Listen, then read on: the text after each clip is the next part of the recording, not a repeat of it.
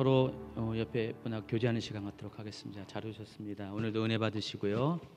또 말씀으로 또 여러분의 이렇게 영이 또 깨어나고 또 힘을 얻는 시간 되길 바랍니다. 여러분 오늘 이제 시편 11편을 이렇게 큐티 하셨는데 다음 주 수요일 날은 큐티가 17편이에요. 그래서 진도가 되게 빠르더라고요, 여러분. 진도가. 그래서 제가 미처 못 따라가요. 이미 두 주를 어떤 서론 부분에 할애를 했다 보니까 시편이 워낙에 장기 레이스라서 150편이잖아요. 서론을 다뤄야지 이제 뒤가 편합니다. 그래서 두 주를 했더니 진도를 하나도 못 나갔어요. 지난번에 1, 2편 나갔어요. 그래서 오늘은 3편부터 14편까지를 다 할 겁니다. 다 하는데 그래도 뭐 시간 안에 끝나도록 하겠습니다. 지난 강의에서 이 시편 모두 5권으로 분류가 됐다고 말씀드렸어요. 뭐 모세 오경에 맞춰서 이 시편을 5권으로 분류했다는 이야기도 해드렸고요.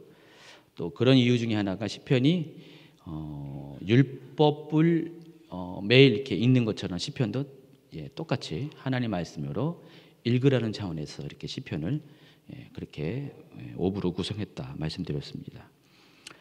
그리고 그 첫 번째 1권에 해당하는 1편부터 41편은 또다시 5개의 단락으로 나눠질 수가 있습니다. 소 그룹으로 나눠주는데 그래서 지난주에는 그 1, 2편을 다뤘어요. 근데 1, 2편이 시편 전체의 서론이기도 하고요.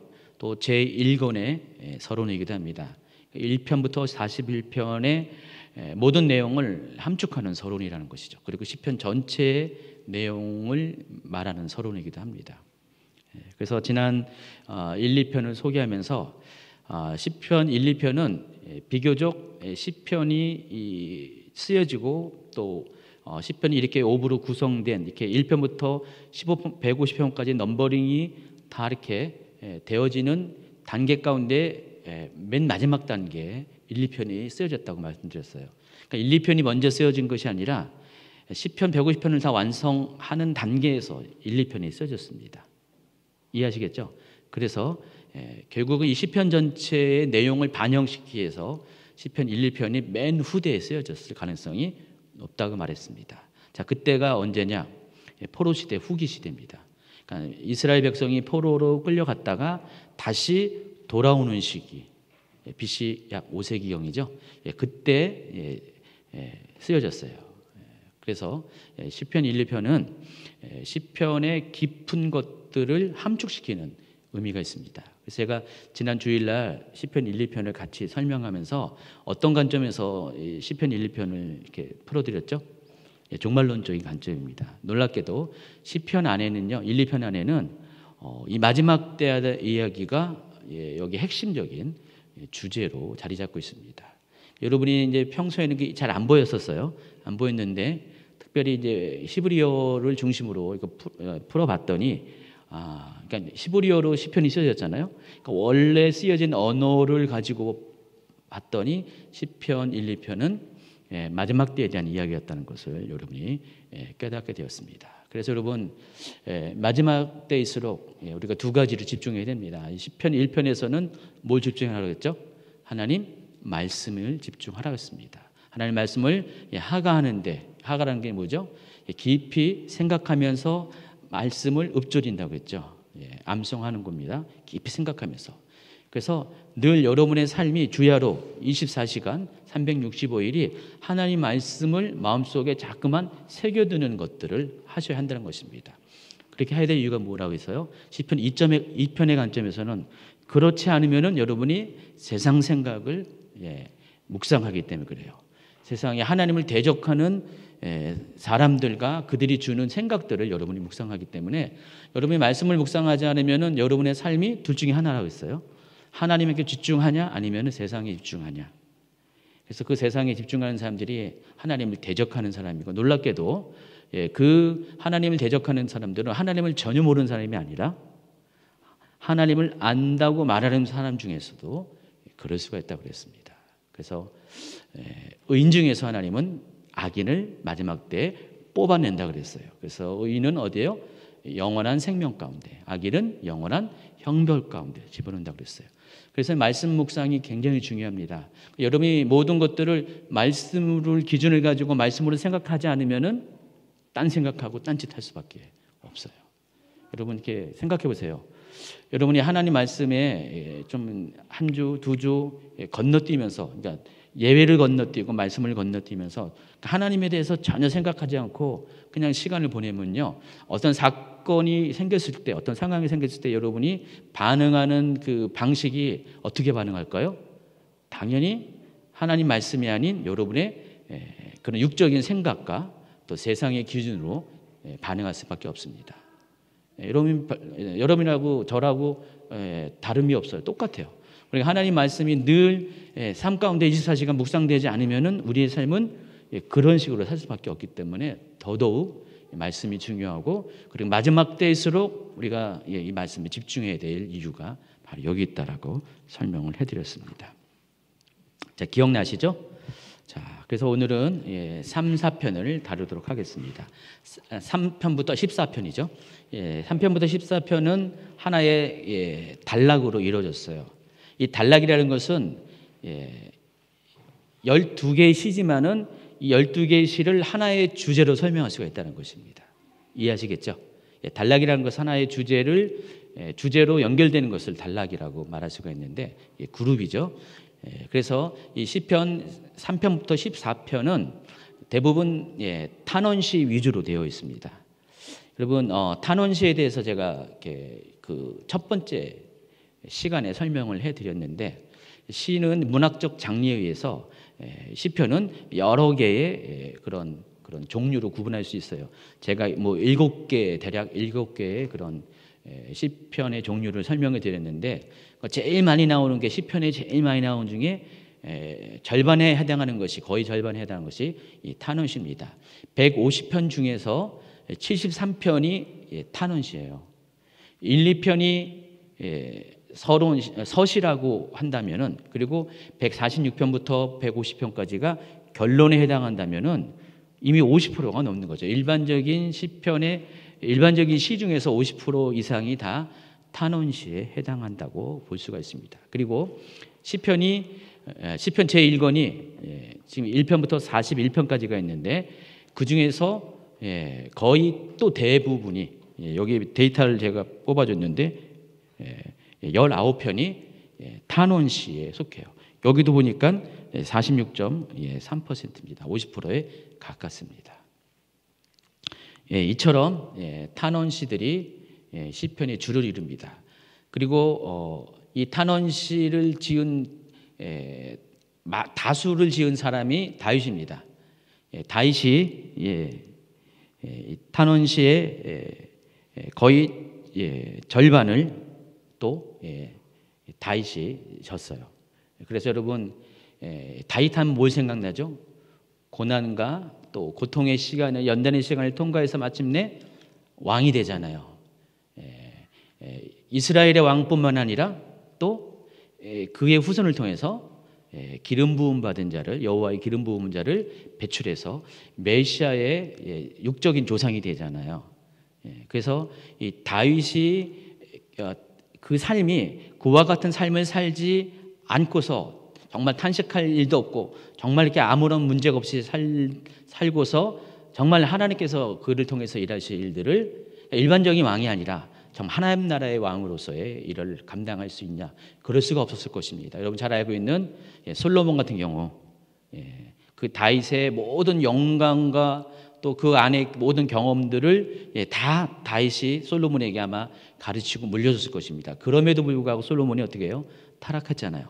그런데 솔로몬은 고생을 안 하고 이렇게 살았죠. 고난이 없는 가운데 이렇게 살았죠. 근데 다윗이 만약에 그렇게 살았으면은 솔로몬과 다윗도 크게 다르지 않을 것 같았어요. 그러나 다윗은 하나님 나라의 영광을 위해서 스스로 고난을 받을 수밖에 없는 그런 삶을 통과했습니다. 그러다 보니까 다윗은 많은 탄원시를 쓸 수밖에 없습니다. 다윗의 시의 절반가량이 탄원시라고 소개했습니다. 두 번째 그룹인, 제1권의 두 번째 그룹인 3편부터 14편까지 모두 12개의 시 중에서 8개의 시가 탄원시입니다. 3분의 2죠. 그리고 저자가 다 누구예요? 다윗입니다. 그래서 63페이지 넘어갑니다. 하나님께서는 이 다윗이라는 한 개인이 겪은 인생의 고난을 통해서 성도가 이 고난의 시기에 어떻게 그 고난의 상황에 반응하고 그것을 통과해야 함을 가르쳐 주고자 이 시들을 성경 안에 들어오게 하셨다는 것을 여러분이 아시기 바랍니다. 자, 탄원시를 여러분 다시 한번 좀 이해할 필요가 있어요. 왜냐하면 오늘 다 거의 대부분 탄원시를 다루기 때문에, 그리고 다음 주도 다 거의 다 이런 부분을 다루게 될 것입니다. 이게 그러다 보니까 시편의 절반이 다 거의 탄원시니까 탄원시에 대해서 다시 한번 좀 이해를 할 필요가 있습니다. 탄원시는 일정한 규칙이 있어요. 진행 과정이 있습니다. 그래서 그것을 잘 알 수 있는 대표적인 샘플을 지난번에도 소개했지만 시편 13편, 오늘 이제 본문 가운데도 들어가는데 13편을 한번 같이 보도록 하겠습니다. 13편 1절부터 6절까지 읽어볼까요? 여호와여, 어느 때까지니까 나를 영원히 잊으시나이까? 주의 얼굴을 나에게서 어느 때까지 숨기시겠나이까? 나의 영혼이 번민하고 종일토록 마음에 근심하기를 어느 때까지 하오며 내 원수가 나를 치며 자랑하기를 어느 때까지 하리이까? 여호와 내 하나님이여, 나를 생각하사 응답하시고 나의 눈을 밝히소서. 두렵건대 내가 사망의 잠을 잘까 하오며 두렵건대 나의 원수가 이르기를 내가 그를 이겼다 할까 하오며 내가 흔들릴 때에 나의 대적들이 기뻐할까 하나이다. 나는 오직 주의 사랑을 의지하여 싸우니 나의 마음은 주의 구원을 기뻐하리이다. 내가 여호와를 찬송하리니 이는 주께서 내게 은덕을 베푸심이로다.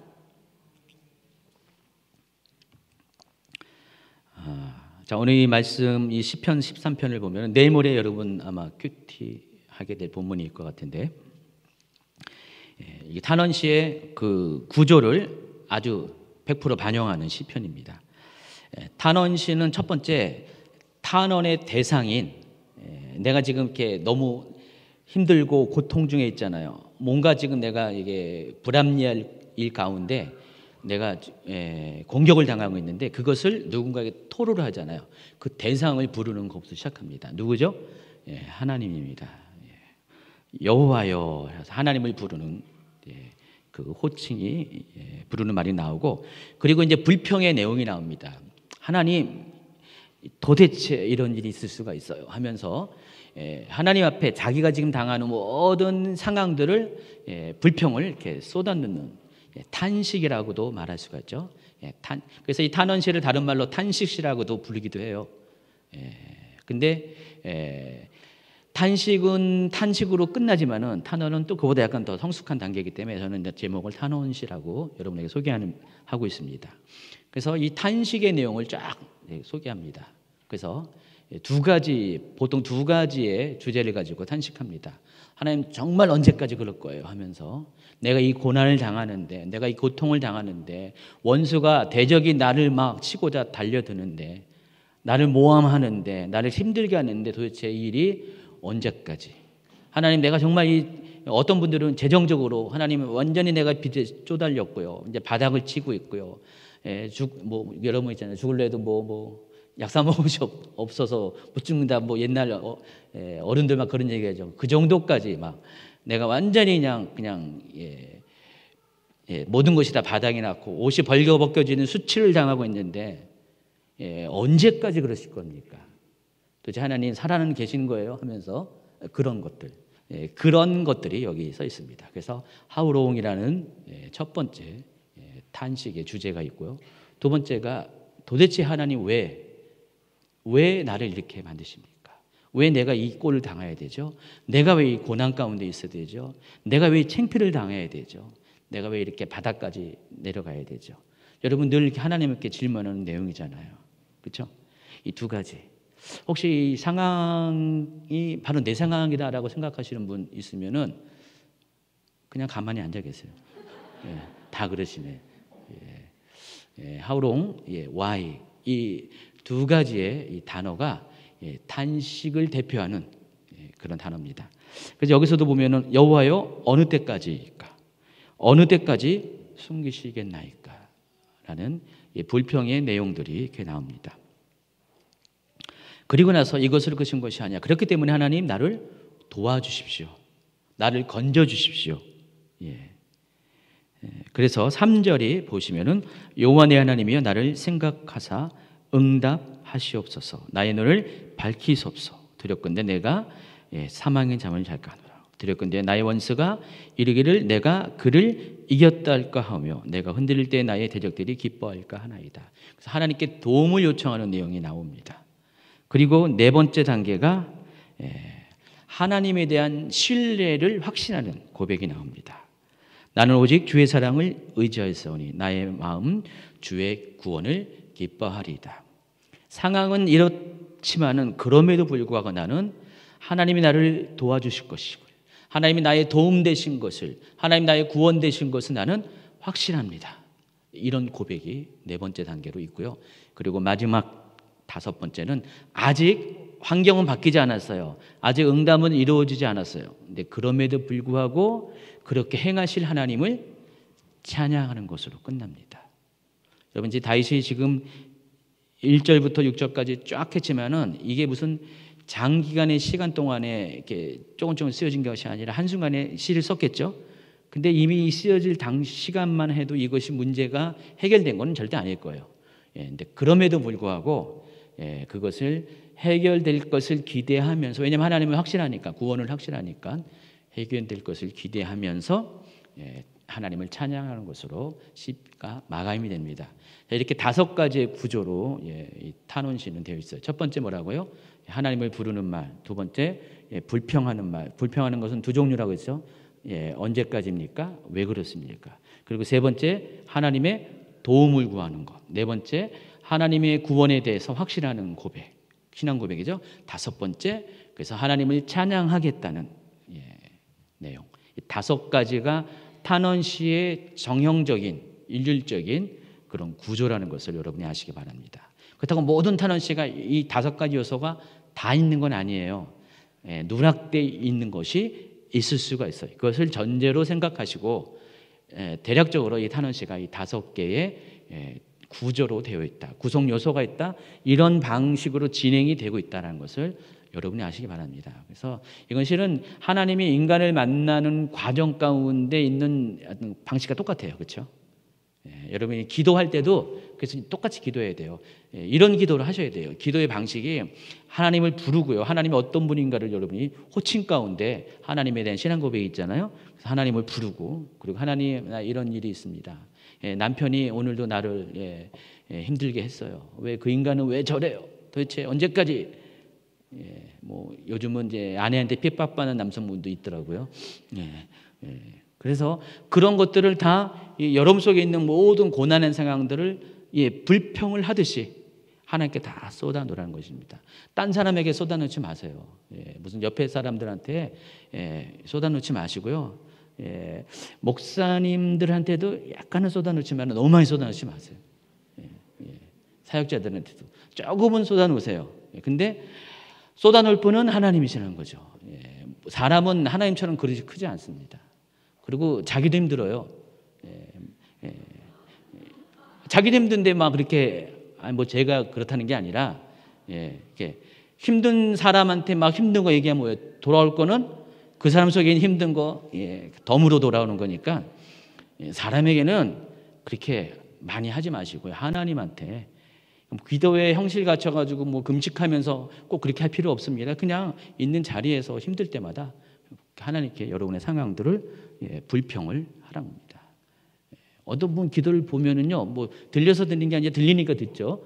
보면은 뭐 그렇게 하더라고요. 그래서 제가 보면은 여러분 보면 왜 저래? 무슨 하나님께 고자질해? 그런 느낌이 드는 막 기도를 하신 분이 있는데 저는 옆에 지나가면서 참 잘하였도다. 그렇게 하셔야 됩니다. 그렇게 하셔야 돼요. 그렇게 하신 다음에 하나님한테 정말 이렇게 힘드니까 하나님 도와주세요. 도움을 요청하시기 바랍니다. 그리고 하나님께서 그렇게 해주실 것을 확신해야 돼요. 여러분이 신뢰하는 하나님에 대해서 신앙 고백을 하셔야 됩니다. 그리고 마지막으로 찬양으로 끝내세요. 그럼 희한하게 아직 응답이 안 된 것 같은데도 마음이 가벼워져요. 무거운 짐이 없어지는 것을 많이 경험합니다. 여러분 기도도 그렇게 되고요. 이 시편을 읽으면서도 그런 것들을 머릿속에 입력해놓고 하면은요, 시편이 더 와닿는다는 것을 여러분이 경험하게 될 것입니다. 시편 이 3편부터 14편 대부분이 탄원시로 되어 있는 이 그룹의 두 번째 단락, 1권의 두 번째 단락에 첫 번째 주제가 있습니다. 하나님의 부재 상황입니다. 하나님이 안 계신 거예요, 지금. 불러도 대답 없는 그 이름이요. 그거 있잖아요. 찾아도 보이지 않는 그분 있잖아요. 바로 그분이 하나님이십니다. 그 상황 가운데 이 시인은, 특별히 여기서 시인은 다윗입니다. 다윗은 아주 당황합니다. 하나님께 기도를 했는데 하나님 응답을 안 해. 하나님과 뭔가 이렇게 막혀 있어. 답답해. 그리고 옆에 있는 사람들은 뭐라 그래요? 하나님이 뭐 어디 있냐? 하나님이 살아계시냐? 하면서 하나님을 인정 안 해요. 막 대적들이, 옆에 있는 막 원수들이 하나님을 막 부정하게끔 내 마음을 막 상황 가운데 흔들고 말로써 막 힘들게 합니다. 자, 그런 상황. 이 시편 3편부터 14편은 그런 상황을 반영한다는 것이에요. 그런 내용들이 여기 많이 있다는 것입니다. 그래서 이 다윗은 당황했습니다. 그래서 아까 말씀드린 도대체 하나님 왜 그러십니까? 도대체 하나님 언제까지 그럴 겁니까? 하나님 어디 계십니까? 계시면은 말씀 좀 해주세요 라는 그런 이야기들을 털어놓습니다. 그러나 그럼에도 불구하고 다시금 탄식을 넘어서 하나님을 인정하고 하나님을 신뢰하고 하나님에 대해서 감사하고 새 일을 행하실 하나님에 대해서 기대하면서 찬양하는 것으로 끝납니다. 이 단원시에 아까 설명한 그것을 두 가지로 함축하면 이렇게 설명할 수 있겠다는 것입니다. 하나는 하나님의 부재 상황에 대한 탄식, 또 하나는 그럼에도 불구하고 하나님을 신뢰한다는 확신하는 고백들, 하나님을 찬양하는 이 두 가지로 구성이 되어 있어요. 이 3편부터 14편의 내용은 이 두 가지 내용들로 되어 있다는 것을 여러분이 아시기 바랍니다. 그리고 이러한 상황들은 바로 포로 시대의 후기의 성도들의 상황과 똑같아요. 그들이 지금 고난 중에 있잖아요.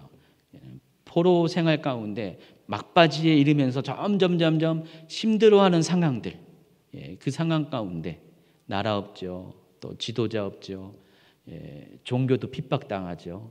이런 고난의 상황 가운데 있는 그 이스라엘 백성들, 포로로 잡혀간 이스라엘 백성들의 상황과 똑같다는 것입니다. 그래서 이 시편들이 곧 시기에 최종적으로 이렇게 완성이 돼가지고 사람들에게 하나의 책으로 엮여져가지고 보급된 이유가 바로 그 시대의 사람들의 삶의 정황들, 삶의 자리라고 그러죠. 이 삶의 자리와 같은 메시지를 갖고 있기 때문에 시편들이 그때 베스트셀러가 됐을 거예요, 아마.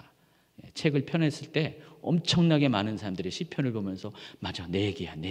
와, 그때 우리 조상 다윗이 이렇게 힘들었구나. 600년, 700년 전에 이렇게 고난 당했구나. 바로 내 얘기야. 하면서 이들이 이 부분을 동감했고 여기에 또 다윗이 반응한 것처럼 하나님에 대해서 감사로 반응할 수 있는 힘을 얻게 되었을 것입니다. 그래서 여러분, 많은 성경 중에서 시편이 여러분 마음에 절절히 와 있지 않아요? 어떤 거는 그냥 좀 그저 그런데 어떤 시편을 보면은 그냥 눈물이 그냥 막 나오잖아요, 그렇죠? 내 마음을 막 반영하는 것 같고, 그렇죠?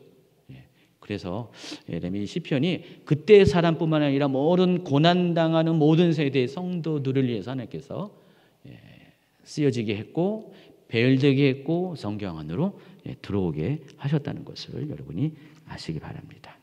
이것이 탄원시가 모든 세대에 고난당하는 성도들에게 읽혀져야 할 이유이고 또 특히 오늘날 여러분 모두에게 사랑받아야 될 이유라는 것입니다. 아멘. 지금부터 약간 좀 어려운 얘기를 합니다. 기대하시기 바랍니다. 제가 이런 어려운 얘기를 할까 말까 약간의 고민을 했는데 하리라 결단을 했어요. 왜냐면은 앞으로 150편을 하려고 그랬는데 이런 기본적인 것들을 설명 안 하면은 그때마다 제가 아주 괴로울 것 같아요. 설명하기가. 여러분이 기초적인 것들을 알면은 앞으로, 지금은 처음에 들으면 이게 뭔 말이야 목사님이 말하는데 뭔 말이야라고 이렇게 생각하지만은 알고 보면 어렵지 않거든요. 두 번, 세 번 반복해 드리면은 어렵지 않아요. 저도 이런 시편을 이번에 이제 연구를 하면서 이런 문학적인 것들을 이제 대략적으로 알았는데 이제 구조적으로 좀 알게 되면서 처음에는 약간 낯설었는데 이렇게 하다 보니까 이게 많이 도움이 되고 필요하다는 것을 느꼈기 때문에 여러분에게도 좀 소개를 해야 될 것 같아요. 그래서 약간 다소 딱딱한 이야기고 좀 강의적인 이야기가 좀 약간 섞여 있지만은 그렇게 어려운 거 아니니까 충분히 이해할 수 있으니까 오늘 이렇게 시편을 읽을 때 나무만 보는 것처럼 한 개별적인 시만 보면은 여러분이 시편에 대한 전체적인 메시지를 알 수가 없어요. 근데 숲을 보듯이 이 시편도 하나의 시편으로만 끝나는 것이 아니라 그룹을 가지고 엮어서 이 시편을 보면은요, 시편이 주는 메시지가 더 배가가 되고요, 더 분명해지고 넓어진다는 것을 깨달을 수가 있습니다.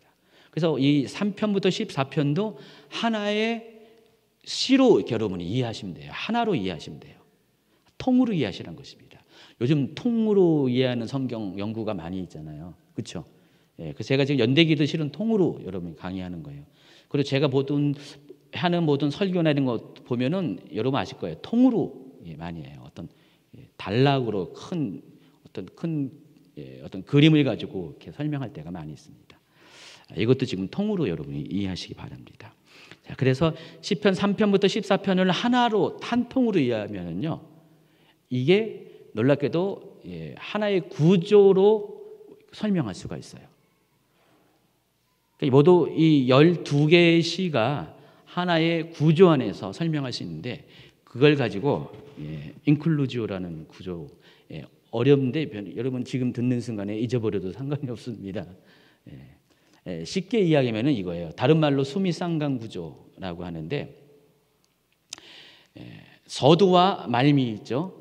3편과 14편에 보통 이제 이렇게 서두가 3편이겠죠. 말미가 14편이죠.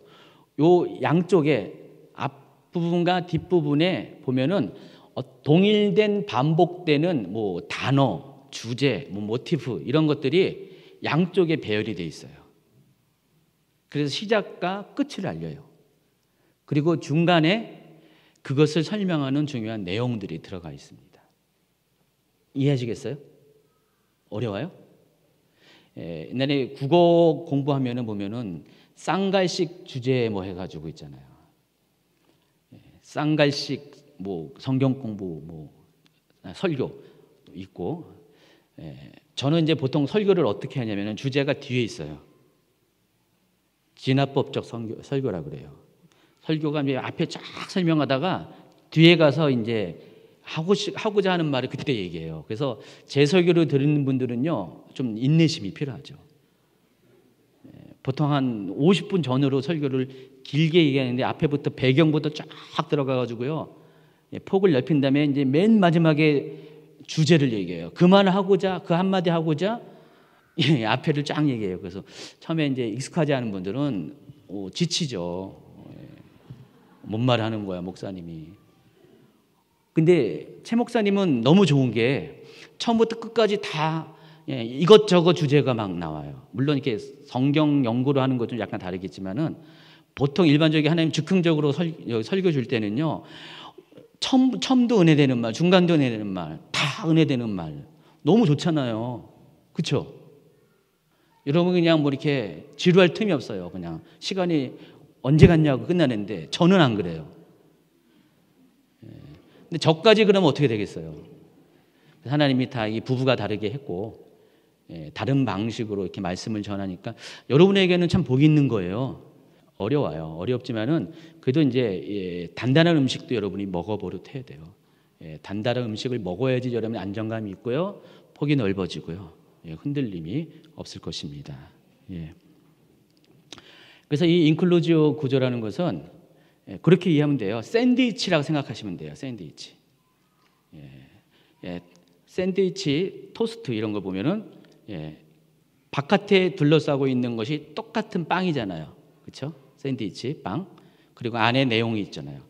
가지고 그것이 또 동일한 주제이면 주제, 어떤 상황이면 상황, 어떤 단어라면 단어, 그리고 무엇을 어떤 것들을 이렇게 유발시키는 어떤 모티프라고 그러죠. 그런 것들이 서두와 말미에 동일하게 이렇게 배치가 돼 있어요. 그러면서 가운데 이것들을 설명하는 내용이 들어가 있습니다. 지난주에 제가 동심원 구조라고 얘기했는데, 동심원 구조는 비슷한 것 같은데 달라요. 그러니까 바깥에 큰 원이 있고요, 중간중간에 계속 원들이 좁아집니다. 그래서 주제가 이렇게 가운데로 집중이 되는 거예요. 근데 이거는 약간 비슷한 것 같은데 그게 아니라 샌드위치 해가지고, 그러니까 그거는 이제 주제가 이렇게 양쪽으로 처음부터 또 뒤에서도 이렇게 끌어와가지고 가운데 주제를 얘기하는 거는데, 이거는 그 주제를 설명하는 것이 아니라 어떤 이렇게 동일한 메시지, 단어, 문장, 뭐 주제, 모티프 이런 것들을 서두와 말미에 배열을 놓고 요것을 의미하는, 요것이 무엇인가를 설명하는 내용이 가운데 들어가는 그런 약간 비슷한 듯 다른 구조라는 것입니다.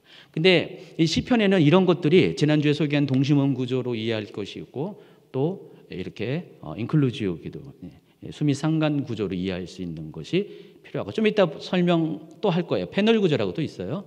이런 것들이 있어요. 지금 여러분 어렵죠? 안 어려워요? 여러분 참 수준이 참 높아요.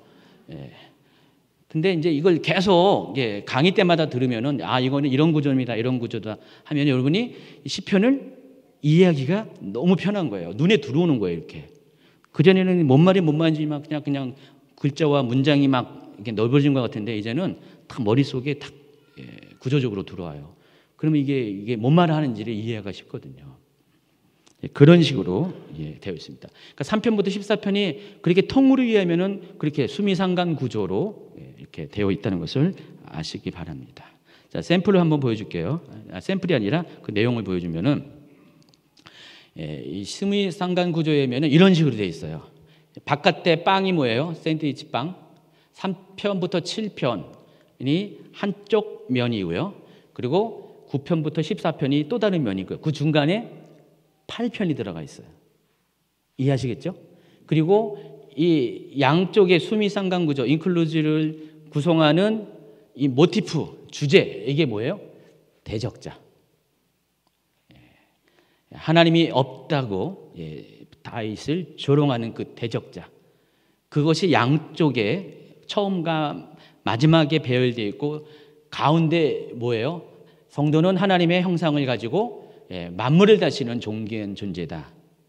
그것을 설명하고 있습니다. 이런 식으로 이해하면요, 3편부터 7편의 내용은 다 어떤 내용인지 여러분이 이해할 수가 있을 거예요. 9편하고 14편도 여러분이 이해할 수가 있어요. 전혀 어려운가요? 이 정도면 설명 가능하겠죠? 그래요.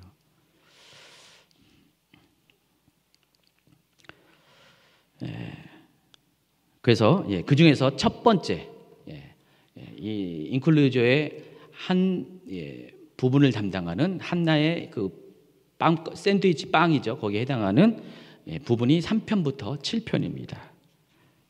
그래서 이 3편부터 7편은 고난 가운데 대적자들을 물리쳐달라는 탄식이 주된 내용이 거기 들어가 있어요. 그러면서도 탄원시의 또 다른 구성 요소, 아까 뭐라고 했죠? 하나님에 대한 구원에 대한 확신, 또 감사, 찬양의 고백들이 중간중간에 껴있어요. 그러나 주된 내용은 뭐예요? 탄식의 내용이 들어가 있다는 것을 아시기 바랍니다. 그래서 시편 3편부터 7편까지 제가 쫙 간단하게 설명을 해드리겠습니다. 자, 이제 본론적으로 본격적으로 본론에 들어가게 됐습니다. 시편 3편입니다. 시편 3편은 1절, 2절 한번 읽어볼까요? 여호와여 나의 대적이 어찌 그리 많은지요. 일어나 나를 치는 자가 많으니이다. 많은 사람이 나를 대적하여 말하기를 그는 하나님께 구원을 받지 못한다 하나이다. 자, 보세요. 단어가 반복되어 있죠. 무슨 단어요? 대적이라는 단어가. 14편에 보면은 역시 대적이라는 단어가 반복되어 있습니다. 그래서 여러분 처음에 시편 3편은 하나님이 없다라고 말하는 사람들이 다윗을 조롱하면서 공격하는 그것에 대한 뭐예요? 하나님 앞에 지금 탄원시니까 불평을 얘기하는 거예요. 상황을 얘기하는 거예요.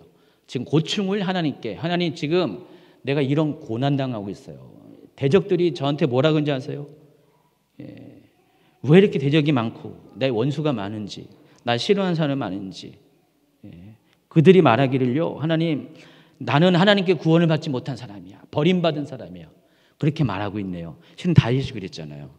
다윗이 초기 왕이 되기 전까지 얼마나 많이 쫓겨다니면서 대적들도 원수도 많고, 그래서 정말 이렇게 버림받은 사람처럼 살았잖아요. 지금 그 상황을 얘기하는 거예요. 그래서 하나님, 왜 이렇게 나한테는 이렇게 원수가 많죠? 날 싫어하는 사람 많죠? 너는 하나님께 구원받지 못했어. 하나님 널 버렸어. 넌 버린 자식이야. 실은 다윗이 육신적으로도 버려진 자식이거든요. 그거 아시죠? 아시는 분 아시죠? 나중에 이제 그 부분에 대한 시가 나올 때 그때 설명을 해드릴 거고요. 그래서 그런 상황을 지금 다윗이 불평을 하나님께 토로하고 있습니다. 자, 그러면서도 탄원시의 두 번째 주제가 뭐라고 했어요? 그러면서도 하나님의 응답과 또 구원을 확신하게 됩니다. 그런데 다윗의 경우는 이것을 어떻게 확신하냐? 하나님과의 깊은 교제 가운데 확신을 하게 됩니다. 자, 그 내용이 3절부터 나왔습니다. 한번 읽어볼까요? 여호와여, 주는 나의 방패이시오, 나의 영광이시오, 나의 머리를 드시는 자신이다. 내가 나의 목소리로 여호와께 부르짖으니 그의 성산에서 응답하시는도다. 셀라. 내가 누워 자고 깨었으니 여호와께서 나를 붙드심이로다. 천만인이 나를 에워싼 진친다 하여도 나는 두려워하지 아니하리이다. 여호와여, 일어나소서. 나의 하나님이여, 나를 구원하소서. 주께서 나의 모든 원수의 뺨을 치시며 악인의 일을 꺾으셨나이다. 구원은 여호와께 있사오니 주의 복을 주의 백성에게 내리소서. 구원은 여호와께, 10원은 여러분에게. 조크예요 이거. 보세요. 2절까지만 해도 지금 하나님한테 불평을 막 얘기하면서 3절에 분위기가 확 바뀌어버리잖아요. 그렇죠? 하나님에 대해서 막, 하나님은 나의 방패십니다, 나의 영광이십니다, 나의 머리를 드신 자십니다. 여러분, 이 찬양이, 이 시편이 여러분 평소에 부르는 찬양 가운데 가사로 많이 사용된 거 알죠? 여호와여 일어나소서, 이런 찬양, 다 이런 데서 옵니다. 시편에 보면 여호와여 일어나소서라는 고백이 되게 많이 반복돼요. 다 탄식시 가운데 있습니다. 어쨌든 이 탄식시가 갑자기 분위기가 바뀌어가지고 2절까지만 해도 막 울면서 막 토로하면서 막 하나님의 불평을 막 말하고 있다가 갑자기 3절부터 분위기가 싹 반전이 돼요. 이게 탄원시의 아주 특징 중에 하나라는 것입니다. 근데 4절에 보니까 어디서 응답한다 그랬어요? 그의 성산에서 응답하시도다, 시온에서 응답하시도다. 다윗이 이 시를 쓸 때는 아직 성전이 없었을 거 아니에요. 그렇죠? 아직 다윗의 장막조차도 없었을 가능성이 많아요. 아직 사울이 왕이 되었을 때, 다윗이 쫓겨다니고 있었을 때. 근데 그 산이 하나님의 산인 것은 분명하죠. 그래서 시온산이라고 불러요. 성전이 세워진다면 성전산이라고도 부르는데, 그 전까지는 그 산을 시온산이라고 불러요. 구약성경에 다른 이름으로 나오죠. 모리아산. 아브라함이 이삭을 번제로 드렸던 그 산. 바로 그 산에서 하나님께서 응답하셨다 그랬어요. 근데 이것은 이제 장소적인 의미도 있지만은 실은 하나님의 임재를 의미하는 거죠. 하나님의 임재 장소. 지금 다윗은 하나님께서 내가 부르짖어 기도할 때 하나님께서 그 하나님과의 교제 가운데서 나에게 응답하십니다라는 그런 고백을 하고 있습니다. 그래서 여러분은 하나님과의 교제의 기쁨을 위해서는 어디로 나아가야 되냐? 하나님의 임재가 있는 곳을 나아가시기 바랍니다. 그것이 교회일 수도 있고 여러분 골방일 수도 있고요. 어떻게 하나님과의 여러분의 교제가 있는 곳으로 나아가게 되면 거기서 하나님이 반드시 여러분을 만나 주실 것이고, 하나님의 만남에 여러분이 힘들었던 상황 가운데에서도 구원을 확신할 것이고 기쁨을 회복하게 된다는 것입니다. 그래서 뭘 얻어요? 아슈레를 얻게 된다고 그랬습니다. 아슈레가 뭐라고 했어요? 바라크와 비교했잖아요. 바라크는 하나님이 일방적으로 여러분이 어떤가 하는 간에 상관없이 주시는 복이라면, 바라크는 여러분이 하나님 앞에 복을 받기 위한 행위를 통해서 받아지는 그 결과로서, 그 행위가 단지 무슨 행동을 했다는 것보다도 여러분의 고백 자체가 행위예요. 그 감사의 고백, 구원받은 것에 대한 고백, 그 하나님에 대한 찬양이 다 아시레를 받기에 합당한 근거가 된다는 것입니다. 그러니까 여러분이 하나님께 고백을 하면 하나님이 여러분에게 아시레를 주시는 거예요. 시편 4편으로 넘어갑니다. 시편 4편도 역시 탄식으로 시작합니다. 읽습니다. 1절 2절. 내 하나님이여 내가 부를 때 응답하소서. 곤란 중에 나를 너그럽게 하셨사오니 내게 은혜를 베푸사 나의 기도를 들으소서. 인생들아 어느 때까지 나의 영광을 바꾸어 욕되게 하며 헛된 일을 좋아하고 거짓을 구하려는가. 셀라 그랬습니다. 그래서 이 다윗은 그러한 상황 가운데 원래는 이 시편이 3편 4편이 따로 쓰여진 거지만 지금 뭐라고요? 통으로 이해하는 거예요. 단계별로 진행 단계로 이해하는 겁니다. 그러한 상황 가운데 성도들이 더욱더 하나님 앞에 나아가기를 원합니다. 특별히 5절에 보니까 의의 제사를 드리고 여호와를 의지할지어다 그랬습니다. 의의 제사가 뭐죠? 여러분의 삶에 의로움으로 드려지는, 하나님께 드려지는 어떤 헌물을 말합니다. 여러분의 삶의 예물을 말하는 것입니다. 그것을 드리라는 것입니다. 그리고 여호와를 의지하는 삶을 살아야 됩니다. 그리고 7절에 보니까 주께서 내 마음에 두신 기쁨은 그들의 곡식과 새 포도주가 풍성할 때보다 더하니이다. 하나님과의 관계 속에서의 기쁨을 누리라는 것입니다. 그러니까 단식으로 시작했지만은 후반부는 거의 대부분의 내용들은 하나님과의 교제와 또 기쁨을 누리는 삶을 살 것을 이야기하고 있다는 것을 알 수가 있습니다. 4편 끝. 5편으로 넘어갑니다. 어쩔 수 없어요. 나중에 이제 시간이 제가 여유가 생기면은 중요한 시편들은 1, 2편 이렇게 설교한 것처럼 제가 다시 더 구체적으로 더 깊숙이 상세하게 따로 설교를 할 겁니다. 근데 지금은 이제 일단 진도에 맞춰서 여러분이 큐티에 도움이 되고자 진행 속도에 맞춰서 하기 때문에 빨리빨리 진행한 겁니다. 5편을 보시면은 자, 여기서 이제 패널 구조가 나옵니다. 이렇게 이해하면 돼요. 하나의 이 주제를 한 겹, 두 겹, 세 겹 계속해 하나씩 이렇게 덮어나가는 것을 의미해요. 패널 구조는 그거예요. A가 있고 B가 있고 C가 있고 또 여기 보면은 A-, B-, C- A와 비슷한 A-예요. 그것을 이렇게 하나씩 이렇게 덮고 덧붙이는 것, 이게 패널이에요. 그런 식으로 구조적으로 이 시편이 이루어졌다는 것입니다. 시편 4편, 5편이 이런 구조로 되어 있다는 것입니다. 그래서 이 패널 구조의 핵심은 맨 마지막이에요. 여러분 안에 들어간 것들은 뭐예요? 다 숨겨지잖아요. 숨겨지고 결국 드러나는 것은 맨 마지막 거잖아요. 그래서 패널 구조의 주제는 맨 바깥에 있습니다. 여기서 보는 C 있는데 두 개의 그룹이 됐기 때문에 최종적인 주제는 C-에 있는 거죠. 그렇게 여러분 이해하시기 바랍니다. 자, 시편 5편을 그래서 그런 구조로 한번 보시면은 읽어보겠습니다. 1절, 2절, 3절. 여호와여 나의 말에 귀를 기울이사 나의 심정을 헤아려 주셔서 나의 왕 나의 하나님이여 내가 부르짖는 소리를 들으소서. 내가 주께 기도하나이다. 여호와여 아침에 주께서 나의 소리를 들으시려니 아침에 내가 주께 기도하고 바라리이다. 그리고 두 번째 단락. 주는 죄악을 기뻐하는 신이 아니시니 악이 주와 함께 머물지 못하며 오만한 자들이 주의 목전에서 서지 못하리이다. 주는 모든 행악자를 미워하시며 거짓말을 한 자들을 멸망시키리이다. 여호와께서는 피 흘리기를 즐기는 자와 속이는 자를 싫어하시니이다.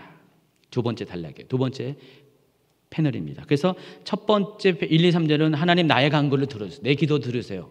그 얘기를 하는 것이고 한마디로 하면은 4절부터 6절까지 두 번째 패널에는 하나님은 죄악을 싫어하십니다. 그 고백을 하고 그리고 이제 핵심적인 메시지가 7절에 있어요. 한번 읽어볼까요? 오직 나는 주의 풍성한 사랑을 힘입어 주의 집에 들어가 주를 경외함으로 성전을 향하여 예배하리이다. 자, 요게 이제 이 시편에서 하고 싶은 말이에요. 근데 요걸로 끝나지 않고 두 번째 또 이야기가 또 나와요. 두 번째 이야기가 나오는데 그래서 다시 이 패널이 다시 시작됩니다. 카운트가 됩니다. 그래서 8절에 보면은 이제 한번 읽어보겠습니다. 여호와여 나의 원수들로 말미암아 주의 의로 나를 인도하시고 주의 길을 내 목전에 굳게 하소서. 두 번째 것을 덮는 패널이 9절 보겠습니다. 그들의 입에 신실함이 없고 그들의 심중에 심이 약하며 그들의 목구멍은 열린 무덤 같고 그들의 혀로는 아첨하나이다. 하나님이여 그들을 정죄하사 자기의 뼈에 빠지게 하시고 그 많은 허물로 말미암아 그들을 쫓아내소서. 그들이 주를 배역함이나이다. 그래서 첫 번째 패널에는 주의 의로 나를 인도하여 주시옵소서. 또 두 번째 패널은 악인을 향해 하나님의 심판을 기원하고, 그리고 주제가 이제 맨 마지막 절 세 번째 패널에 나옵니다. 11, 12절 읽겠습니다. 그러나 주께 피하는 모든 사람은 다 기뻐하며 주의 보호로 말미암아 영원히 기뻐 외치고 주의 이름을 사랑하는 자들은 주를 즐거워하리로다. 여호와여 주는 의인에게 복을 주시고 방패로 함같이 그네로 그를 호위하시리다. 결국 이 얘기를 하는 거죠. 이 얘기를 하려고. 그래서 아까 7절과 11, 12절은 다 어떤 내용이에요? 하나님에 대한 신뢰, 고백, 그렇죠? 감사, 확신 이런 것들을 하는 거예요. 이게 이제 여기서 말하고자 하는 결론이라는 것입니다. 자, 이와 같이 아무리 대적자들로 인해서 고난을 당한다 할지라도 이 다윗은 자신 안에 있는 마음의 기쁨을 누리기 위해서 하나님을 경외합니다. 하나님을 사랑했습니다는 의지적인 고백을 지금 드리고 있습니다. 여러분도 그래야 돼요. 고난당할 때 다윗처럼 그럼에도 불구하고 나는 하나님을 사랑할 것입니다. 나는 경외할 것입니다. 라는 고백을 하시면은 다윗이 승리한 것처럼 여러분도 승리하게 된다는 것입니다. 시편 6편으로 넘어갑니다. 이번에는 똑같이 탄식시인데 이 탄식의 궁극적인 원인이 나를 힘들게 하고 고통스럽게 하는 원인이 다윗은 앞에는 다 뭐였어요? 대적이었죠. 원수 때문에 그랬죠. 여기서는 자신의 안에 있는 죄를 바라보게 됩니다. 6편 1절 시작. 여호와여 주의 분노로 나를 책망하지 마시오며 주의 진노로 나를 징계하지 마시옵소서. 2절부터 여호와여 내가 수척하여 싸우니 내게 은혜를 베푸소서. 여호와여 나의 뼈가 떨리오니 나를 고치소서. 나의 영혼도 매우 떨리나이다. 여호와여 어느 때까지니이까. 여호와여 돌아와 나의 영혼을 건지시며 주의 사랑으로 나를 구원하소서. 사망 중에서는 주를 기억하는 일이 없사오니 수월에서 주께 감사할 자 누구이리까. 내가 탄식함으로 피곤하여 밤마다 눈물로 내 침상을 띄우며 내 요를 적시나이다. 내 눈이 근심으로 말미암아 쇠하며 내 모든 대적으로 말미암아 어두워졌나이다. 지금 다윗은 지금 자기가 힘든 이 모든 상황이 바로 자기의 허물 때문이라는 것, 자기의 죄 때문이라는 것을 고백합니다. 그래서 지금 회개하고 있어요. 지금 보세요. 내가 탄식함으로 피곤하며 밤마다 눈물로 내 침상을 띠며 내 요를, 여러분은 뭐 오줌으로 요를 적시지만은 근데 다윗은 눈물로 요를 적신다. 얼마나 눈물이 많길래 요를 적실 만큼 눈물이 많길래. 그래서 지금 다윗은 철저한 회개를 하나님께 드리고 있습니다. 8절, 9절, 10절 같이 있습니다. 악을 행하는 너희는 다 나를 떠나라. 여호와께서 내 울음소리를 들으셨도다. 여호와께서 내 간구를 들으셨으며 여호와께서 내 기도를 받으시로다. 내 모든 원수들이 부끄러움을 당하고 심히 떨미어 갑자기 부끄러워 물러가리다. 이 탄식 시의 전형적인 방식이죠. 그래서 앞에는 이렇게 탄식의 내용, 지금은 다시 분위기가 급반전 이렇게 됩니다. 그리고 이제 7편입니다. 7편은 먼저 3편의 내용을 반복하고 또 6편의 내용을 반복합니다. 그래서 3편에는 제일 첫 번째 10편에는 어떤 내용을 다뤘죠? 대적자의 조롱에 대해서 다뤘죠. 대적자가 뭐라고 했어요? 다윗에게 너는 구원을 받지 못했다. 그것 때문에 다윗이 몹시 마음이 상해했었어요. 그래서 그 얘기를 이렇게 또 다시 반복합니다. 3장 1절 2절과 7장 1절 2절을 계속해서 연속해서 읽겠습니다. 3장입니다. 여호와여 나의 대적이 어찌 그리 많은지요. 일어나 나를 치는 자가 많으니이다. 많은 사람이 나를 대적하여 말하기를 그는 하나님께 구원을 받지 못한다 하나이다. 7장 여호와 내 하나님이여 내가 주께 피하오니 나를 쫓아오는 모든 자들이 나를 구원하소서. 건져낼 자가 없으면 그들이 사자같이 나를 찢고 누를까 하나이다. 지금 반복적으로 그렇게 얘기합니다. 그러면서 하나님께서 심판해 주실 것을 간구합니다. 먼저 시편 3편 7절 8절 여호와 일어나서 나의 하나님이여 나를 구원하소서. 주께서 나의 모든 원수의 뺨을 치시며 악인의 일을 꺾으셨나이다. 구원은 여호와께 있사오니 주의 복을 주의 백성에게 내리소서. 셀라. 7편 6절 여호와여 진노로 일어나사 내 대적들의 노를 막으시며 나를 위하여 깨소서. 주께서 심판을 명령하셨나이다. 비슷비슷한 내용이죠. 그래서 탄원시들을 보면은 내용들이 비슷해요. 표현만 좀 다르고 구조적으로 약간만 다르지. 그래서 통으로 이해해도 상관이 없습니다. 그러면서 또 시편 6편 좀 전에 시편 6편에서는 대적자를 초점이 아니라 뭘 초점을 가졌다고 했어요? 나의 죄. 그리고 이 7편 7절 이하에서도 똑같이 자기의 죄를 통한 탄식을 이야기합니다. 그래서 시편 7편은 탄식의 종류가 두 가지예요. 대적자로 인한 탄식, 내 죄로 인한 탄식. 7편 7절부터 읽겠습니다. 민족들의 모임이 주를 두르게 하시고 그 높은 자리에 돌아오소서. 여호와께서 만민을 심판을 행하시오니 여호와여 나의 의와 나의 성실함을 따라 나를 심판하소서. 악인의 악을 끊고 의인을 세우소서. 의로우신 하나님이 사람의 마음과 양심을 감찰하시나이다. 나의 방패는 나의 마음이 정직한 자를 구원하시는 하나님께도다. 하나님은 의로우신 재판장이시며 매일 분노하시는 하나님이시로다. 사람이 회개하지 아니하면 그가 그의 칼을 가지며 그의 활을 이미 당겨 예비하셨도다. 죽일 도구를 또한 예비하시며 그가 만든 화살을 불화살이로다. 아멘. 그래서 결국 이 시인인 다윗은 이 성도가 고난 가운데서 죄를 지지 말 것을 경고하면서 하나님의 공의에서 벗어나지 말 것을 촉구합니다. 왜냐하면은 여러분 고난을 이길 수 있는 한 가지 방법은 죄에서 승리해야 돼요. 여러분 고난을 통과하기 위해서는 반드시 죄를 통과해야 됩니다. 죄를 통과하지 않은 사람은 고난을 통과할 수 없습니다. 14편부터 14절부터 한번 읽어볼까요? 예. 악인이 죄악을 낳으며 재앙을 베어 거짓을 낳았도다. 그가 웅덩이를 파만들며 재가 만든 함정에 빠졌도다. 그의 재앙은 자기 머리로 돌아가고 그의 포악은 자기 정수리에 내리리로다. 내가 여호와께 그의 의를 따라 감사하며 지존하신 여호와의 이름을 찬양하리로다. 아멘. 그리고 이제 시편 3편부터 7편의 결론을 이야기합니다. 이미 여러분 이렇게 지금 3, 4, 5, 6, 7 다섯 편의 시를 통해서 들어오죠. 지금 이 탄원 시들이 말하는 내용이 뭐죠?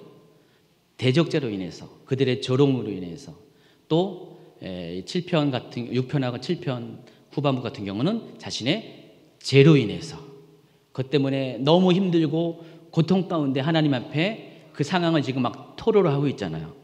불평을 하고 있잖아요. 그런데 다윗의 경우는 그것을 원망하는 게 아니에요. 그냥 단지 하나님 앞에 자기 상황을 알려주는 그런 것입니다. 그러니까 탄원은 그거예요. 탄식은 그거예요. 누구 원망하고 하나님 원망하고 사람 원망하는 것이 아니라 자기의 힘든 상황을 하나님 앞에 그냥 하나님 힘들어요. 고백하는 것. 그것을 먼저 쭉 얘기하고 그럼에도 불구하고 하나님께서 주시는 기쁨을 가지고 승리할 수 있다는 것을 이야기합니다. 그래서 여러분이 고난을 이길 수 있는 방법은 다른 것이 아니라 고난에 지는 것이 아니라 상황에 지는 것이 아니라 오히려 그 상황이 그러할지라도 그 가운데 계시는 하나님으로 인하여 기뻐할 수 있는 여러분 의지적인 믿음이 필요하다는 것입니다. 고난을 즐기라는 것이 아닙니다. 그 고난 가운데서도 고난이 힘들지만은 그 하나님으로와의 교제를 여러분이 즐길 수 있도록 어떻게 돼요? 기도하면서 말씀 읽으면서 찬양 가운데 하나님께 나아가야 한다는 것입니다. 그래야지 넉넉히 이 고난의 터널을 통과할 수가 있다는 것입니다. 자, 첫 번째 지금 이게 아까 인클루즈라고 했죠? 그 맨 껍데기에 있는 그 주제인 탄원의 중심이 되는 이 대적자에 관한 메시지를 마쳤고요. 이제는 이제 8편입니다. 그 알맹이죠. 당연히 이 8편은 탄식시가요, 아닐까요? 탄식시가 아닙니다. 탄원시가 아니라 이것은 하나님을 찬양하는 그런 시가 됩니다. 그래서 하나님은 이렇게 3편부터 7편까지 단식을 했더니 하나님께서 응답을 주시는 게 그게 뭐예요? 8편이라는 거예요. 뒤에 이제 9편부터 또 14편까지 또 탄식을 해요. 근데 탄식이 약간 그 성숙함이 좀 달라요. 앞에는 그냥 기본적인 탄식이라면은 뒤에는 성숙함이 좀 달라요. 근데 그것의 응답도 역시 8편에 있어요.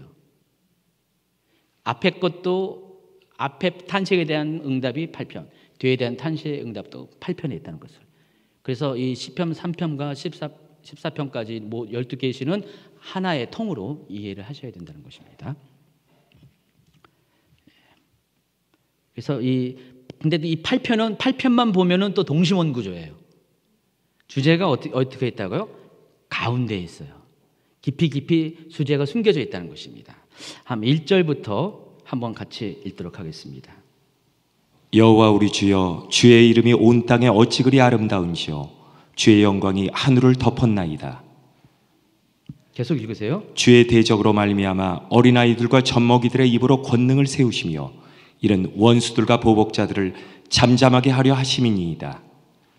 주의 손가락으로 만드신 주의 하늘과 주께서 베풀어 두신 달과 별들을 내가 보오니 사람이 무엇이기에 주께서 그를 생각하시며 인자가 무엇이기에 주께서 그를 돌보시나이까. 그를 하나님보다 조금 못하게 하시고 영화와 종기로 관을 씌우셨나이다. 주의 손으로 만든 것을 다스리게 하시고 만물을 그의 발 아래 두셨으니 곧 모든 소와 양과 들짐승이며 공중의 새와 바다의 물고기야 바닷길에 다니는 것이니이다. 여호와 우리 주여, 주의 이름이 온 땅에 어찌 그리 아름다운지요. 이 8편을 보면은 굉장히 아주 아름다운 시죠. 예. 말도 그래요. 여호와 우리 주여, 주의 이름이 온 땅에 어찌 그리 아름다운지요. 이것이 1절과 9절에 반복되고 있습니다. 그러면서 점점 내용들이 안으로 들어가서 여기서 주제는 결국 4절과 5절이에요. 다시 한번 이번엔 같이 있습니다. 사람이 무엇이기에 주께서 그를 생각하시며 인자가 무엇이기에 주께서 그를 돌보시나이까. 그를 하나님보다 조금 못하게 하시고 영어와 전기로 간을 씌우셨나이다. 결국은 이 말 하려고 시편 8편이 쓰여진 거고, 결국 이 말 하려고 시편 3편부터 14편까지가 쓰여졌다는 것.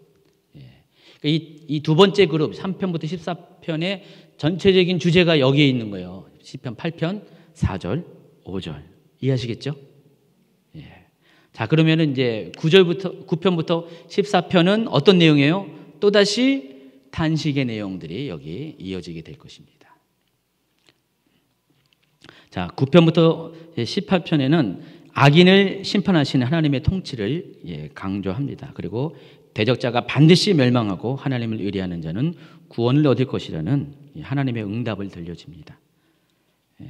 그래서 아까 이제 그 3편부터 7편까지와는 좀 다른 차원의 탄식에 대한 내용이 나와 있어요. 그래서 여기는 보면은 하나님의 통치에 대한 그 모티브를 주는 단어들이 등장합니다. 9편 4절부터 3절을 같이 읽습니다. 주께서 나의 의와 송사를 변호하셨으며 보좌에 앉으사 의롭게 심판하셨나이다. 여호와께서 영원히 앉으시며 심판을 위하여 보좌를 준비하셨도다. 여호와께서는 그의 성전에 계시고 여호와의 보좌는 하늘에 있으며 그의 눈이 인생을 통촉하시고 그의 안목이 그들을 감찰하시도다.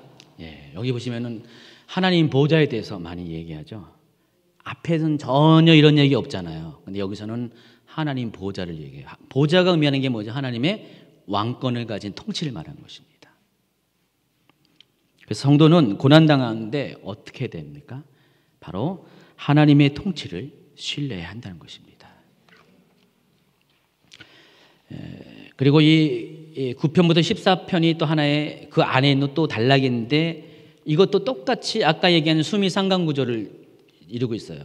인클루지브 구조를 이루고 있습니다. 그래서 이 9, 10, 11, 12, 13, 14, 6편 손가락을 해요 그랬더니 6편의 시 중에서 첫 번째와 여섯 번째 시는 다 주제가 장르가 지혜시예요.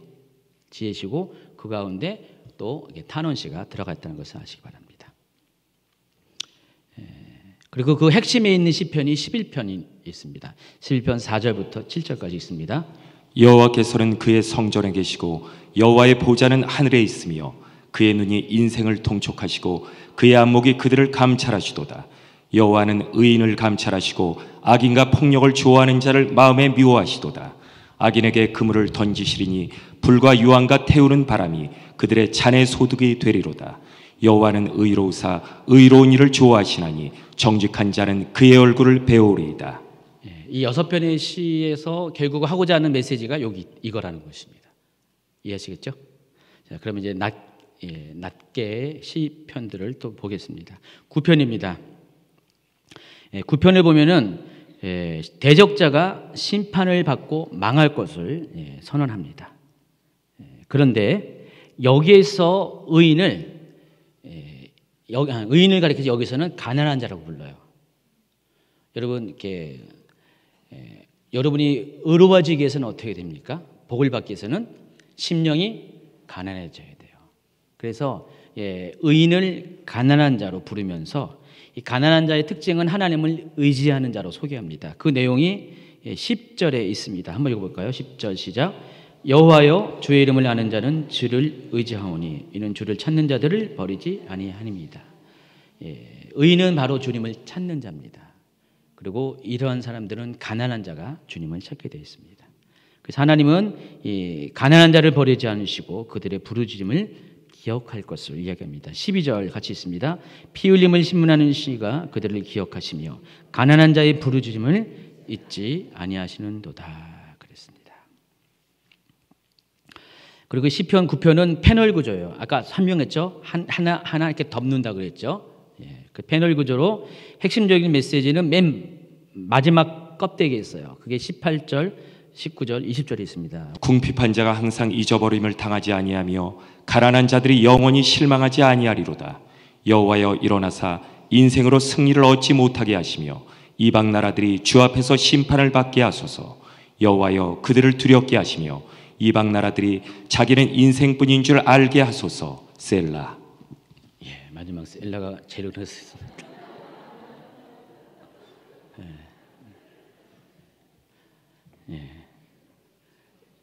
20절까지 되는데 아직 저는 금방 끝냈어요. 20편 9편. 10편으로 넘어가겠습니다. 10편도 또 이제 탄원시 들어갑니다. 앞에 9편은 뭐라고 했어요? 지혜시라고 했죠? 이건 탄원시로 넘어갑니다. 탄원시는 하나님이 없다고 말하는 대적자로 인해서 탄이란 탄식을 다룹니다. 10편 1절부터 4절까지 있습니다. 여호와여 어찌하여 멀리 서시며 어찌하여 환난 때에 숨으시나이까. 악한 자가 교만하여 가련한 자를 심히 압박하오니 그들이 자기가 베푼 꾀에 빠지게 하소서. 악인은 그의 마음에 욕심을 자랑하며 탐욕을 부리는 자는 여호와를 배반하여 멸시하나이다. 악인은 그의 교만한 얼굴로 말하기를 여호와께서 이를 감찰하지 아니하신다며 그의 모든 사상에 하나님이 없다 하나이다. 자, 12절부터 18절까지는 하나님에 대한 탄원, 좀 전에는 탄식이고 이제 탄원으로 넘어갑니다. 12절부터 있습니다. 여호와여 일어나옵소서. 하나님이여 손을 두옵소서. 가난한 자를 잊지 마옵소서.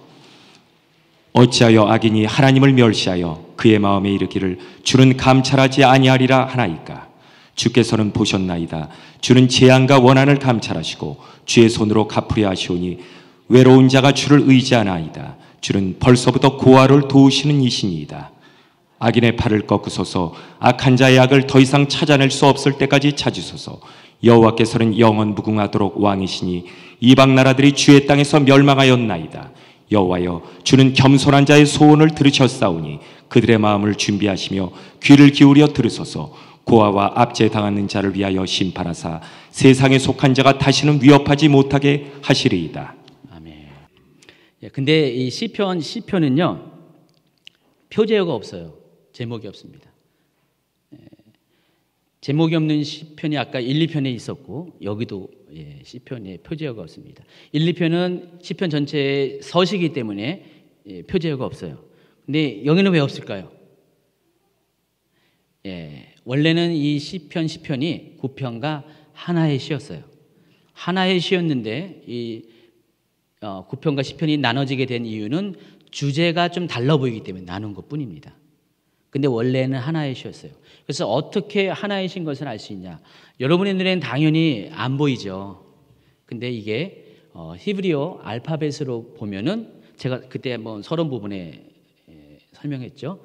이 알파벳으로 보면은 이 두 시가 하나의 시였다는 것을 알 수가 있습니다. 이 시편 중에는 여러 곳에 이 알파벳 순으로 각 연들이 시작되는 그런 독특한 구조가 있어요. 그래서 그걸 가리켜 여러분 뭐라고 했어요 여기요? 여기잖아요. 알파벳 답간체. 이게 아스크로틱 형식이라고 부릅니다. 그러니까 시가 각 연이 있어요. 시 보면은 이렇게 하나씩 이렇게 불론 떨어지는, 우리 절과는 좀 달라요. 한 그 호흡에 이렇게 쭉 여기 낭송하는 그런 어떤 길이를 말합니다. 연이라고 하는데 그 연마다 히브리어 첫 단어가 알렙인데 알렙부터 시작해가지고 끝단어 타우까지 그것이 순서적으로 첫 단어의 첫 글자에 이 알파벳이 위치하고 있어요. 그러니까 히브리어로만 봐야지만 알 수 있는 거죠. 한글로는 절대로 보이지 않는 숨겨진 코드입니다. 근데 이 9편과 10편이 그것이 히브리어 알파벳이 모두 22개예요. 히브리어는 자음밖에 없어요. 모음이 없어요. 모음 부호만 있지 자음만 있는 그 언어입니다. 거의 22개의 그 자음들이 순서적으로 알렙부터 타우까지가 이렇게 9편과 10편에 거쳐서 쭉 이어진다는 것입니다. 그럼 그걸 보면은 결국은 이 두 가지 시는 하나의 시라는 것을 알 수가 있어요. 자, 그래서 보시면은 여기 이렇게 시편 히브리어 알파벳 표를 이렇게 보여줬죠. 보시면은 첫 번째 히브리어는 이렇게 읽는 게 아니라 이렇게 읽는 거 아시죠? 이렇게 왼쪽에서 오른쪽이 아니라 오른쪽에서 왼쪽으로 읽어요. 우리랑 반대로 있습니다. 그래서 여기 보시면은 첫 번째 단어가 여러분 보시기에 오른쪽 동그라미에 있는 여러분 많이 비슷하게 본 거 있잖아요. 이렇게 뭐 중요 표시할 때 이렇게 표시하는 비슷하게 다는 거 알렙입니다. 이것은 음가가 없어요. 그냥 묵음인데. 근데 이 알렙부터 시작해가지고 이렇게 지나가요. 이렇게. 가지고 모두 12개예요. 근데 여기 보면은 글자가 22개인데 23개로 보이죠? 근데 저기 보면은 여러분 샬롬 할 때 보면은 이렇게 삼지창 3개 이렇게 해놓은 것처럼 보이는 거 있죠? 요게 쉰 두 가지 발음이 있는데 그거를 구분했어요. 점이 어디 있냐에 따라서 쉰 발음 나오고 신 발음이 나옵니다. 그래서 샬롬 하면은 쉰 발음이 나겠죠? 샬롬. 쉰이니까. 그래서 두 개가 이제 한 단어예요. 한 글자예요. 그래서 그걸 하나로 묶으면 모두 22개의 자음으로 된 히브리어가 여기 있습니다. 근데 맨 처음에 저 알렙부터 시작한다는 거예요. 시편 9편은 알렙부터 시작해가지고 저기 조금해서 안 보이네. 그 11번째 알파벳인 이 카프까지 그게 다 나와요. 중간에 이제 달렛이라는 네 번째 알파벳이 빠져 있고 누락돼 있고요. 그리고 결국은 이제 10개의 히브리어 알파벳이 하나 11개의 순서 중에서 하나가 빠지고 10개의 알파벳이 순서적으로 이렇게 각 연마다 첫 단어를 이루고 있다는 것입니다. 제가 그림을 찾았는데 안 나와가지고 이거를 보여줄 수 있도록 그림을 찾는데 안 나와가지고 나중에는 이제 비슷하게 나올 때 또 설명을 이렇게 어디서든지 찾아내가지고 여러분에게 직접 보여줄게요. 그래서 눈으로 확인해야 되겠죠. 어차피 히브리어는 모르지만은 요 단어 정도는 눈으로 확인할 수가 있으니까. 그리고 10편은 이 카프 다음에 라멧부터 시작해요. 라멧부터 시작해가지고 타우로 끝나요. 근데 중간에 순서가 어떤 건 바뀌고 어떤 거는 빠지고 약간 좀 이렇게 불안정하죠. 근데 전체적으로 보면은 10편 9편부터 10편까지는 전부 다 알렙부터 타우까지 그 순서에 맞춰가지고 전반적으로 순서에 맞춰가지고 이 시가 쓰여졌어요. 그래서 이 두 가지 시는 하나의 시구나라고 히브리어를 아는 사람들은 알 수가 있다는 것입니다. 어려운 얘기 안 했죠, 제가. 그래서 거기에 그런 형식으로 이 아크로스틱 형식으로 되어 있는 시편이 이 9편 10편하고 25편, 34편, 37편, 111편, 112편, 119편, 145편. 이게 히브리어 알파벳 순서적으로 각 연의 첫 단어들이 기록된 형식으로 쓰여졌다는 것입니다. 이렇게 쓰려면요, 여러분 굉장히 지혜가 필요한 거예요. 그래서 여기 계신 뭐 김재 집사님은 그렇다고 해서 잘할 수 있다고는 볼 수 없죠. 지혜는 있는데 이 지혜는 또 달라요. 이거 하나님이 주시는 지혜예요. 사람의 지혜가 아닌 것 같아요. 119편 할 때 이 부분을 정확하게 할 거예요. 왜냐하면 119편은 이 아크로스틱 형식을 완전하게 갖춘 시편이에요. 정확하게 따르는 시편이에요. 그래서 모두 176절이지만은 이게 굉장히 길고 이해하기 어려운 것처럼 보이지만은 거기 다 하나님 말씀에 관한 거잖아요. 근데 보면은 그런 식으로 보면은 구조적으로 탁탁탁탁 22개의 연으로 나눠진다는 것을 여러분이 알 수가 있습니다. 11편 넘어가겠습니다. 11편은 탄원시인 시편의 탄원에 대한 하나님의 응답을 들려줍니다. 그래서 왕이신 하나님께서 반드시 대적자를 심판하실 것이라는 확신을 들려줘요. 아까 제가 9편부터 14편에 그 동심원 구조로 주제가 들어갔다고 얘기했죠. 한번 1절부터 17절까지 오늘 여러분 큐티 내용입니다. 한번 읽어보겠습니다. 내가 여호와께 피하였거늘 너희가 내 영혼에게 새같이 네 산으로 도망하라 함은 어찌함인가. 악인이 활을 당기고 화살을 시위에 먹이며 마음이 바른 자를 어두운 데서 쏘려하는도다. 터가 무너지면 의인이 무엇을 하랴. 여호와께서는 그의 성전에 계시고 여호와의 보좌는 하늘에 있으며 그의 눈이 인생을 통촉하시고 그의 안목이 그들을 감찰하시도다.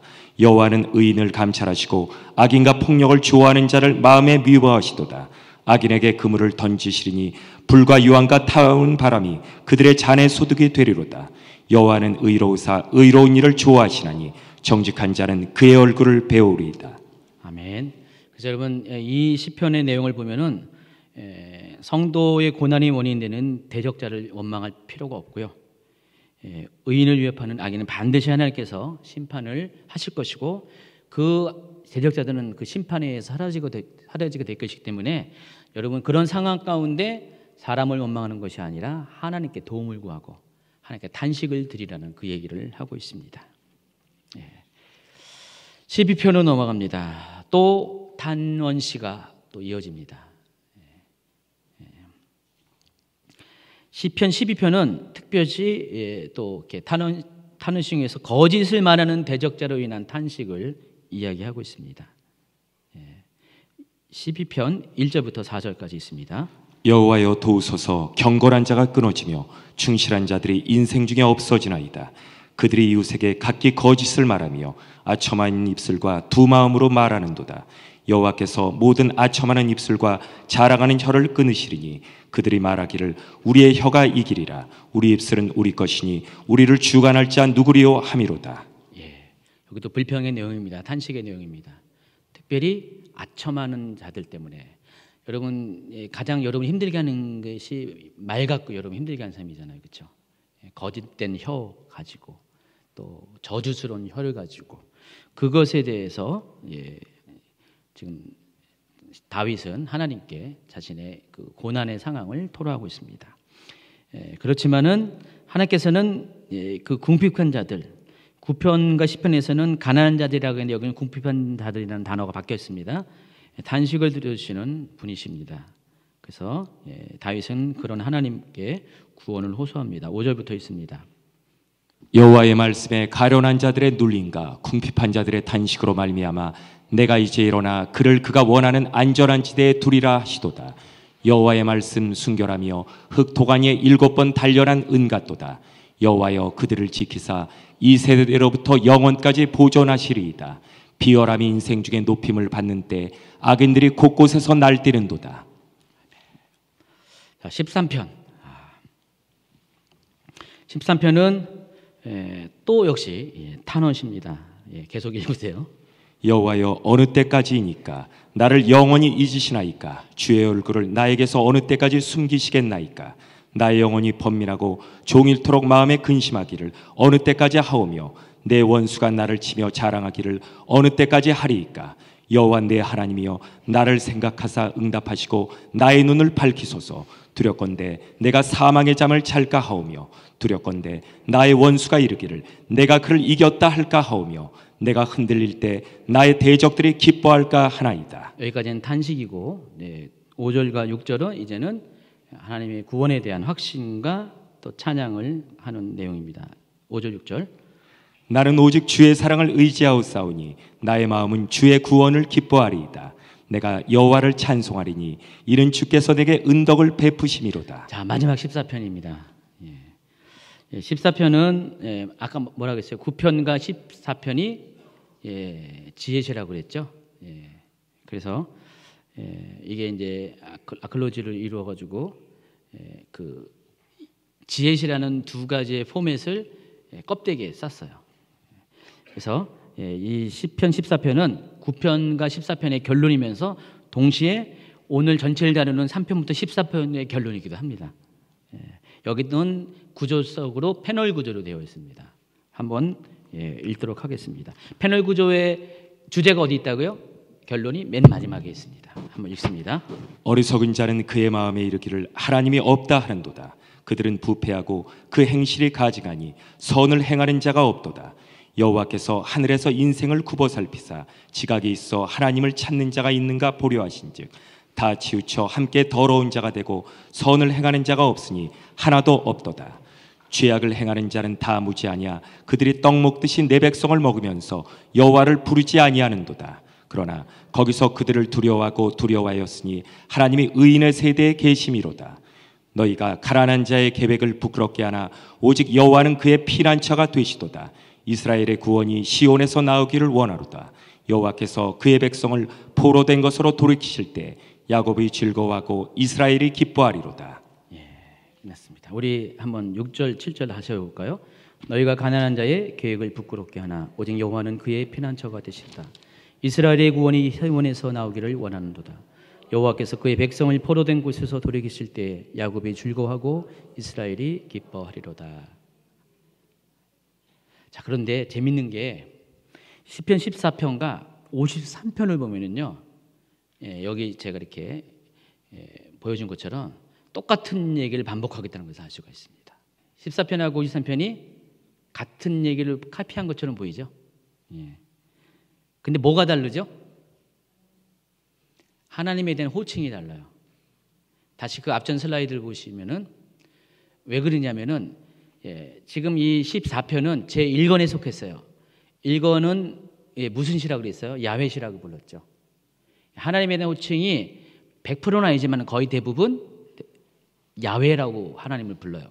근데 2권 같은 경우는 엘로힘 시편이라고 부릅니다. 거의 대부분의 하나님에 대한 호칭이 엘로힘이라고 부르고 있어요. 그래서 53편은 엘로힘 시편에 해당하는 것이에요. 그래서 14편은 여호와라고 부르는데 번역을 여호와로 해놨죠. 근데 53편은 하나님으로 변했겠어요. 원래는 야훼, 히브리어는 야훼 아니면 엘로힘입니다. 물론 1절 같은 경우는 다 엘로힘이라는 단어를 사용했지만은 그 외에 다른 것들 다 보면은 14편은 다 야훼라고 부르고 53편은 엘로힘이라고 하나님의 호칭을 부른다는 것을 알 수가 있습니다. 그리고 중간에 뒷편에 5절, 6절이 내용이 좀 다릅니다. 내용이 약간 누락되고 추가가 되고 있는 그 차이가 있습니다. 전반적으로 14편과 53편은 같은 이야기를 하고 있다는 것을 알 수가 있습니다. 자, 그러면 여러분 이게 왜 그럴까 생각해 보셨나요? 왜 이렇게 될까요? 쓰여진 시대와 다르기 때문에 그래요. 쓰여진 시대가 상황이 다르기 때문에 비슷해 보여도 이렇게 좀 다른 차이가 있습니다. 자, 오늘 이제 결론을 내립니다. 시편 이 3편부터 14편은요 거의 대부분 3분의 2가 단원시로 구성된 특별히 다윗이 지은 시들입니다.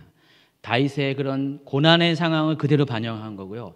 그 상황 가운데 다윗의 마음과 다윗의 그런 심정을 그대로 반영했습니다. 다윗은 굉장히 솔직한 사람이기 때문에 솔직함 그대로 시편에 자신의 그런 마음들을 다 이렇게 표현했어요.